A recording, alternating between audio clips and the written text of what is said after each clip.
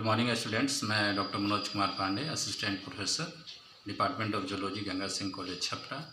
आज हम लोग जिस टॉपिक को डिस्कस करेंगे उसका नाम है आरएनए, या paper 2 BSc part 1 zoology honours के लिए बहुत ही इम्पोर्टेंट टॉपिक है और इससे बहुत क्वेश्चन पूछे जाते हैं एग्ज़ाम में।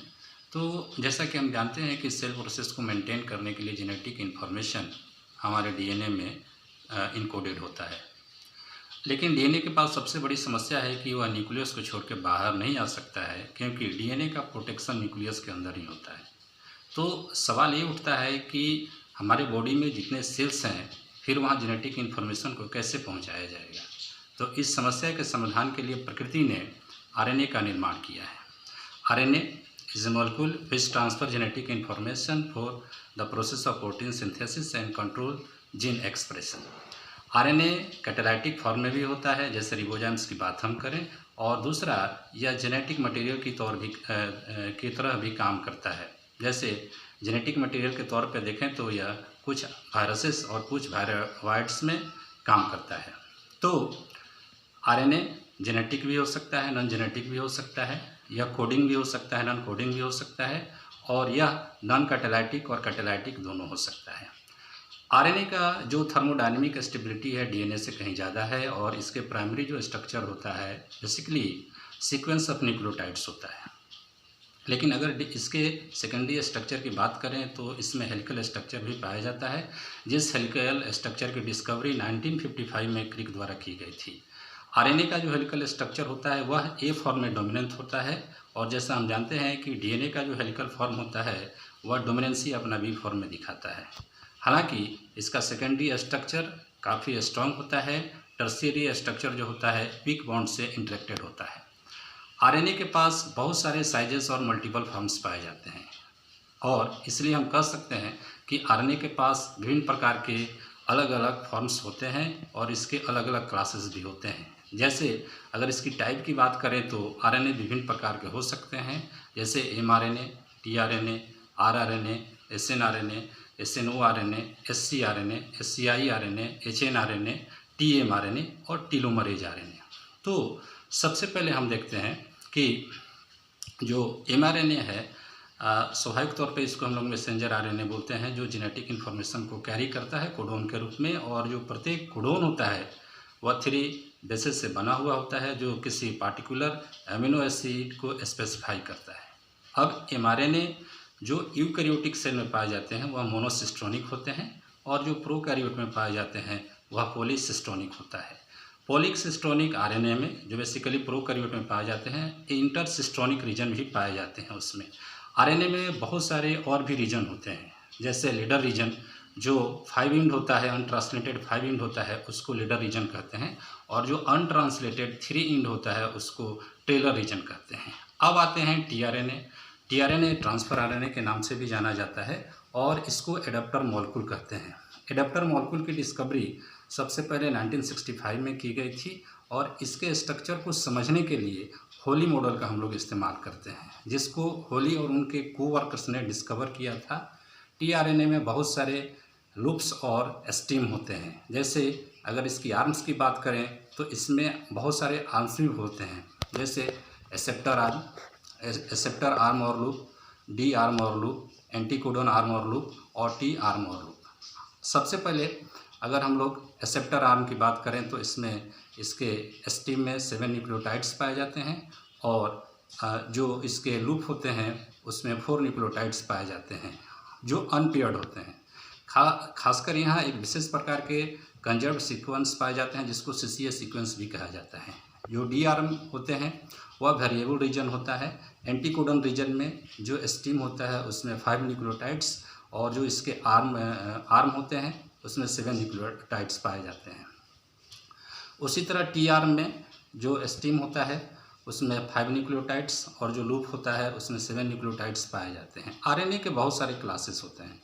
जैसे अगर क्लास 1 की बात करें तो इसमें मैक्सिमम जो न्यूक्लियोटाइड की संख्या होता है 4 से 5 हो सकते हैं, और क्लास 2 टीआरएनए की बात करें तो इसमें जो न्यूक्लियोटाइड्स होते हैं 10 से 24 हो सकता है।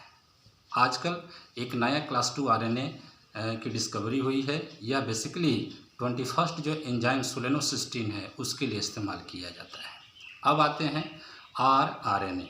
तो आरआरएनए रिबोसोमल आरएनए के लिए यह डिनोट किया जाता है। और जैसा कि हम लोग जानते हैं कि जो रिबोसोम है वो प्रोटीन सिंथेसिस फैक्ट्री है और इसमें प्रोकैरियोट और यूकैरियोट में अलग अलग आरआरएनए पाए जाते हैं। अगर यूकैरियोटिक सेल की बात करें तो जो आरआरएनए होता है वो 18S rRNA, 5' rRNA, 28S rRNA और में ये पाए जाते हैं। और अगर हम लोग प्रोकैरियोटिक आरएनए की बात करें तो 16S आरएनए, 5S आरएनए और 23S आरएनए पाए जाते हैं। इसके अलावा जो आरएनए होता है वह एडेप्टर मॉलिक्यूल की तरह तो काम नहीं करता है, लेकिन इसका कैटालाइटिक फंक्शन भी होता है और ये रिकॉग्निशन एटम की तरह भी काम करता है। अब हम देखते हैं कि आरएनए में जो विभिन्न प्रकार के हैं उसमें पहला जो आरएनए है वह एसएन आरएनए है।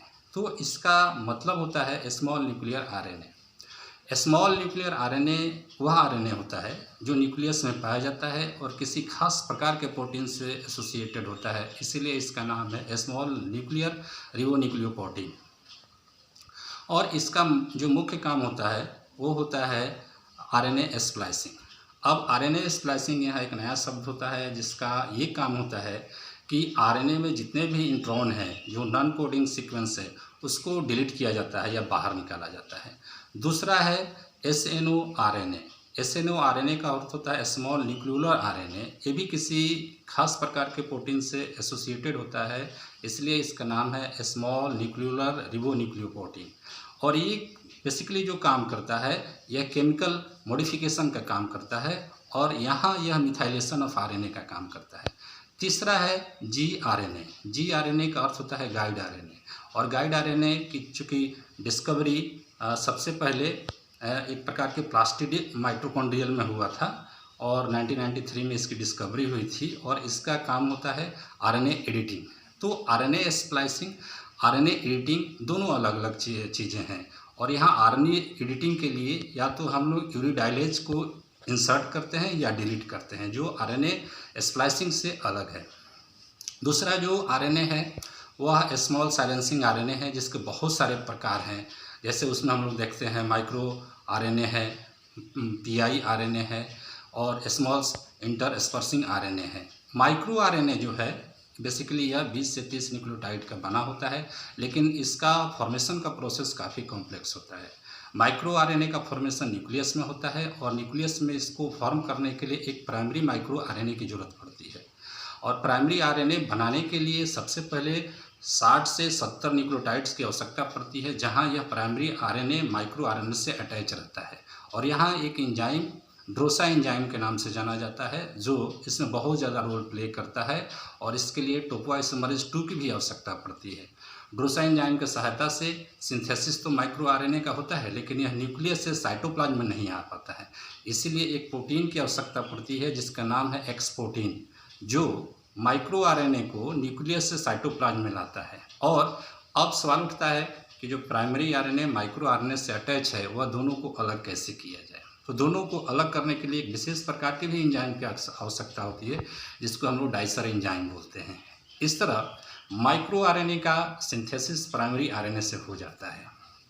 अब आरएनए में जो एक विशेष बात है वो है आरएनए वर्ल्ड हाइपोथेसिस। तो आरएनए वर्ल्ड हाइपोथेसिस की जो डिस्कवरी हुई थी वो 1986 में वाल्टर गिलबर्ट द्वारा किया गया था। तो ये एक इवोल्यूशनरी टॉपिक है जिसमें ये प्रश्न भी आता है और कंसेप्ट में भी आता है कि आखिर इस अर्थ प्लानेट पे सबसे पहला लिविंग लाइफ कौन है। इसको जानने के लिए वाल्टर गिलबर्ट ने स्पष्ट तौर पे कहा है कि आरएनए इस अर्थ प्लानेट पे सबसे पहला लाइफ फॉर्म है और ये लाइफ फॉर्म धीरे धीरे अपने अंदर प्लाज्मा मेम्ब्रेन के कवर के रूप में ढालने लगा और धीरे धीरे जब आरएनए के ऊपर प्लाज्मा मेम्ब्रेन कवर के रूप में ढकने लगे तो यही आरएनए फर्स्ट प्रोकैरियोटिक सेल में कन्वर्ट हो गया था। तो यहाँ जो आरएनए का मॉडल है कि यह अर्थ प्लानेट को लिविंग बनाने वाला पहला लाइफ फॉर्म है, तो उसी को हम लोग आरएनए वर्ल्ड हाइपोथेसिस कहते हैं।